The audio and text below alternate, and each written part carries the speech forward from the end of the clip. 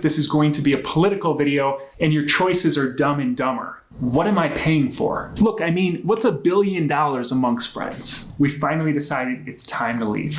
I loved Illinois.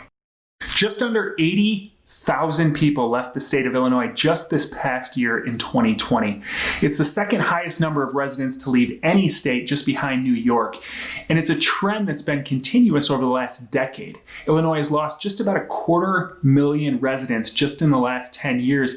And those numbers are only expected to pick up steam here in the coming years. In this video, I'm going to share why my family and I are a part of that 250,000 to leave the state over the last couple of years, and why we moved across the border to Northwest Indiana, and why I'm selling off all of my assets in Illinois, and I've been building my business over here for the last several years, and why it might make sense for you to do the same thing.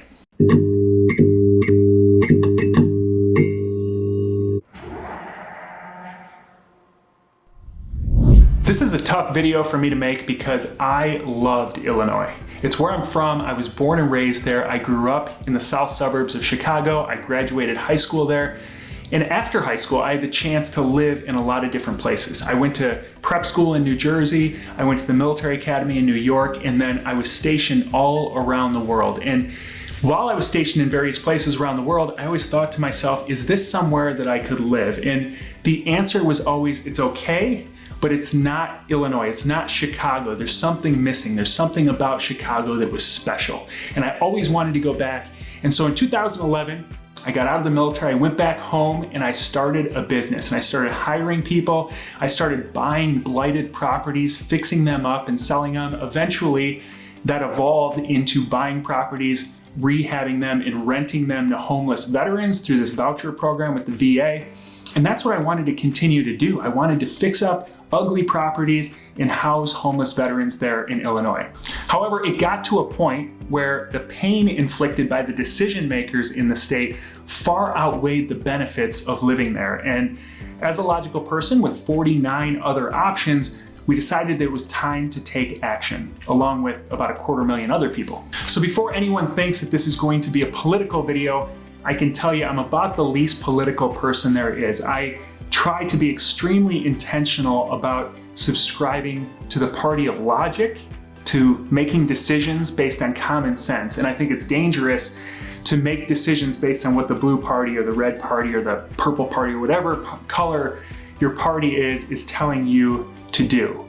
And so I know that this can be very difficult in this environment, right? I have lots of friends that I served with in the military that went away to fight for this right to vote. Some of them died for this right to vote. And so it's disheartening when they come back and then they go to the polls and your choices are dumb and dumber. You know, this is the best that our country has to offer in terms of who's gonna run the country. And, you know, and so you have to vote for whoever, you know, convinced you through their $1 billion campaign that they're the lesser of two evils. But I would say that that's not the only way you can vote. And I would say that it's even more powerful to vote through, you know, your feet, where you live. Vote that way.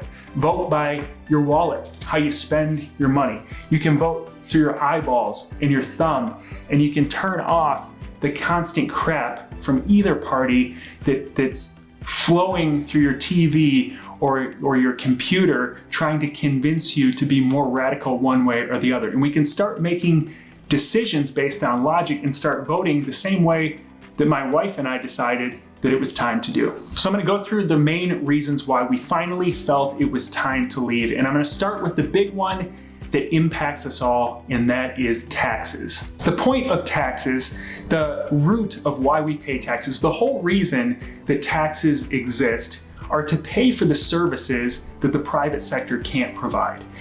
And so these are things like roads or schools or police or fire department, or on a national scale, the military. So when living in a state where the property tax rate is about the highest in the entire US, you would also anticipate that the roads would be the best roads, and you'd have the best schools, and the crime rate would also be the lowest in the entire US.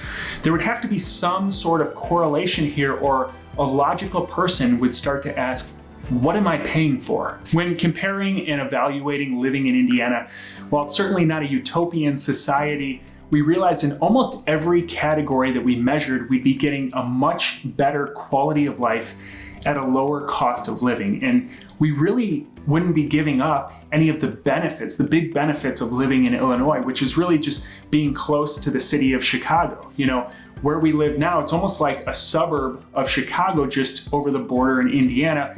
We can get to the city within an hour still. We used to go to the city about 2 to 3 times a week, and we both love the city. My wife and I, that's where we met. We've spent tons of time in the city, but over the last year with the pandemic happening, we've gone to the city 1 time in almost the entire last year. So it's becoming less and less valuable to us to even live close to the city, but if we wanted to, it's almost like we live in the suburbs of Chicago still. So just to provide a specific example of how much of a dramatic difference there is in property taxes and how this could impact somebody's real estate business, which I know a lot of the viewers of this channel are in the real estate business.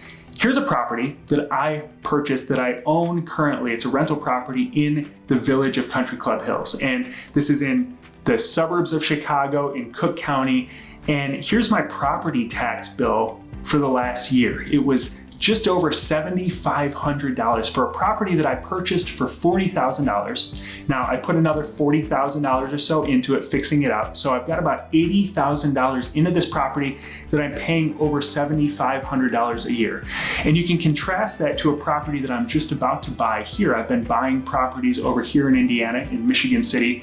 And this property that I'm about to close on next Friday, it's a very similar property. It's here in Michigan City, very similar size. I'm gonna pay just over $107,000 for this property, and the taxes are just under $500 a year. And now there's a homeowner's exemption on that. So once that's removed, they're gonna go up to about $990. They're gonna double from what they are now with the homeowner's exemption. So you can see if you extrapolate this out over lots of properties, it makes a massive difference in your business. The second big reason that we finally decided it was time to leave Illinois is all of the bureaucracy or corruption that exists within the state. 6 of Illinois' governors have been charged with crimes during their governorship. I mean, just this past week alone, a Chicago alderman was issued the highest fine ever for improper campaign funding.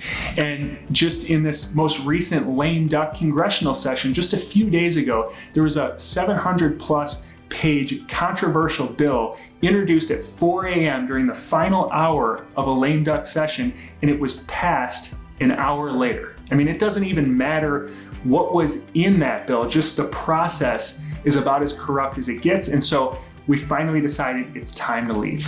So what does this mean for you if you're a real estate investor in an environment like this of bureaucracy and corruption?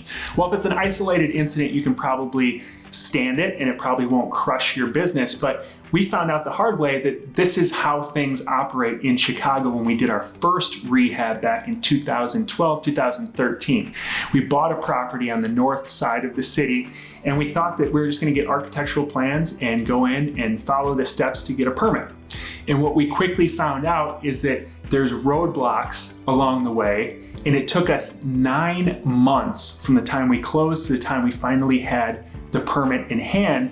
And what we found out is that there's an entire profession called expediters that their job is to walk the paperwork through and have the right relationships or the right backs to scratch and know the right code words or whatever it takes to get paperwork through this giant bureaucracy to finally get you permits. So you pay thousands of dollars to a person who's they only exist because there's so much bureaucracy and so much corruption that exists within the city. So again, if this is an isolated incident or a one-time thing, then your business can stand something like that. But if this is the culture that exists, then you're always going to be fighting this uphill battle. But hey, it's not all bad. Obviously, Illinois has to have some good leaders because Illinois is leading the way in a few categories. Like, for instance, Illinois has the city with the highest number of murders consistently year over year in the entire US.